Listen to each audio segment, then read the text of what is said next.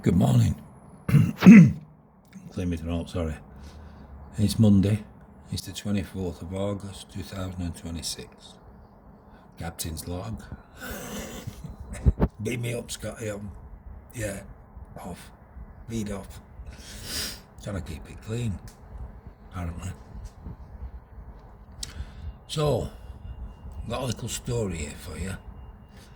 When we lived on Cedar Road in the 60s, we knew each other. Everybody knew each other. All sorts going on.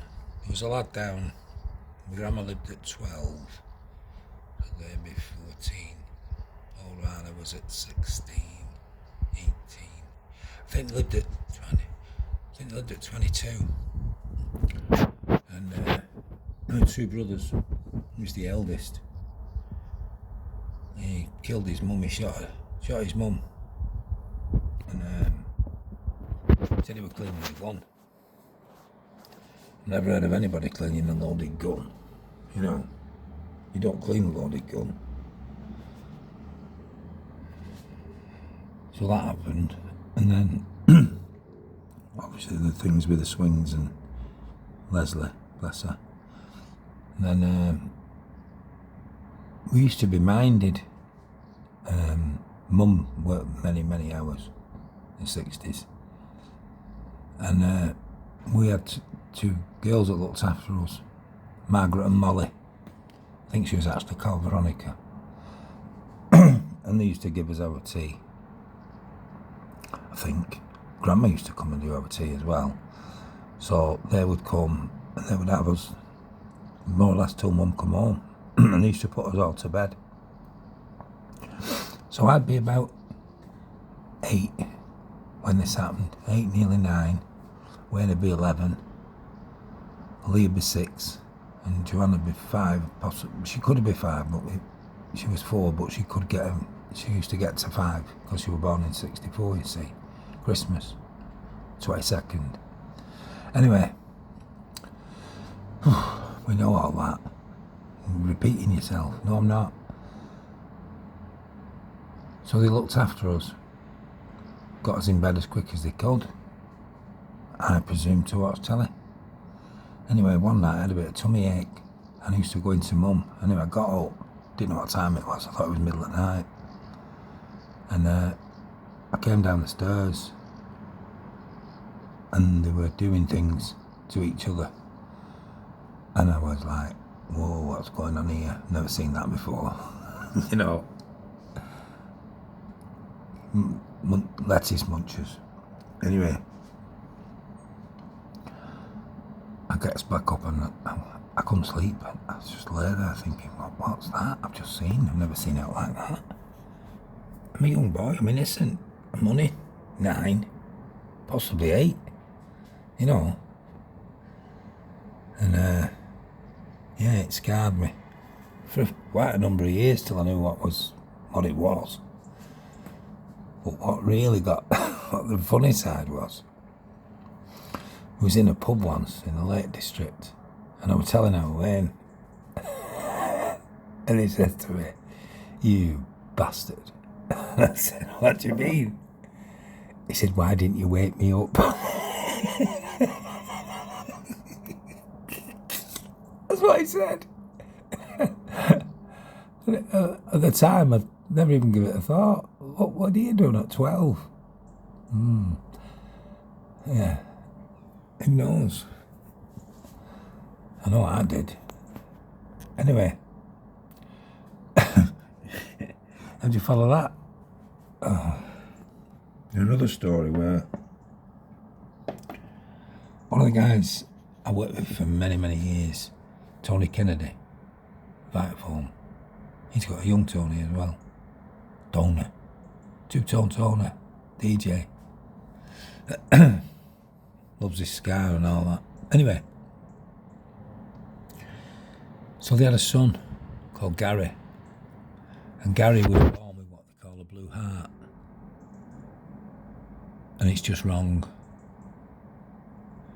So with him being so young, he had a lot of operations, but he had it turned over, turned round, Can't do any more than that. Changing the valves and doing this and doing that. Missed a lot of schooling, but he was very bright.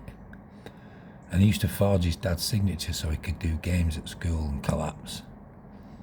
Anyway, he was under a heart specialist at Newcastle. And he carried a bleeper. Because they had to wait till he got to a certain age to have an adult heart. And when they found one, they flew him by helicopter, wherever he was. If he was in the pictures, he'd go off, him and his dad, outside, helicopter, straight to Newcastle. And he'd be waiting. Anyway, the signal come, and off they went, and he got a new heart, and he'd been sewn up. Oh, looked like a bleeding Sudoku board without the numbers. Unbelievable. And he was so brave. And he used to forge signature, and he passed away at a very young age. We were all heartbroken. Now, we'd done a lot of charity things for him over the years. His dad used to do marathons like you can't believe. He used to, when he finished work at night, and he always worked long hours,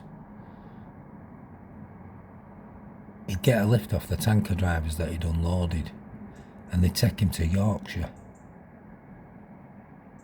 Anywhere in Yorkshire. Hey, good distances. And then he'd run home. That was his training. Couldn't give up, could he? It's determination, and he got himself mega fit. As old as he was, he could run and run and run. And we did this. One of the charities we did was they all got sponsors, and it's always the same people that pay. It's always the same. It's the working class that pay. It's not the ones with all the money, the shit houses. Oh, what a lovely charity. They've probably been paid to appear, and you know what I mean? And they don't put out in. Bastards. They're all fucking false. Anyway, so what they're doing is they're doing the challenge. I think it's 48 hours, and you go, drive to Scotland, you do Ben Nevis, drive to the lakes, do Scafell. A bit slip there, Scarfell. Scar, not like a scar, like a cut. Anyway, and then you finish off at Snowdon in Wales. So anyway, we drives up there, and this lad went over on his ankle, somewhat like that. I think he ladded his tights, so he couldn't do it. And I've gone as the driver, so I'm not dressed for it. I've not got any gear now. Anyway. I said, that's a shame. Going to lose a load of money here. I said, what do you mean? He said, have you seen his sponsor sheet? I said, oh, well, I can be him, can't I? Anybody could do that. He's still sponsored, isn't it? Well, you can't do it. You haven't trained. I said, piece of piss. What are you talking about? It's only a bit of an ill. Anyway, they put like a jumper thing on me and a jacket. I had to wear a fucking city scarf. Put an hat on because your head gets cold. Got all this on and fucking... I think he had trainers on. No, I might have had some boots. He might have got me some boots. And we set off, and it's about 85 degrees. And everybody's in shorts and t-shirts. I thought, what's going on here? And then we started. And we didn't climb long. And it's going cold. And it's going really cold. I can feel it in my cheeks. And it's about 0 now. We're walking in. It's like a proper path. What they've carved out. You do that for so long. I mean, there's other ways, but you don't want to risk that. Not without that snow on it. The snow's now appeared. And all of a sudden, a bloke and his son walked towards us, and the bloke's got a jacket on. And pants. From the olden days. And a little lad, he's not even got a coat on. And he's holding his hand. And the lad. Lovely little lad. I don't think trainers were going then. He had little shoes on, little black shoes. Anyway, they just walked past. I went, morning. And they seemed to walk through me. They didn't. Or didn't. They might have done. And I said to them, did you see that? And one other went, yeah, that's strange. Where are they going? Where have they been? They've been up. They're coming down. Just like that. And I've got all this gear on. And it's now about -2. And we go further and further and further. And we complete it. And get all the gear off, get in the thing and drive to the lakes. Gets to the lakes. We're staying at the Ship Inn in Greenodd. And the width of the road, it's a village, so it's a cul-de-sac. It's beautiful. Just before Ulverston, about 7 mile from Ulverston. 6 mile maybe. And our Wainley right across the road. And my mum and dad were up for the weekend. So we go in the pub, Ship Inn, and we've all got rooms and all that. We're not going to get much sleep. We got up for 4. And my dad's bought us all a meal. Everybody. But everybody. Whatever drinks you wanted. Whatever food you wanted. Because that was my dad. Very, very kind man. Beautiful man.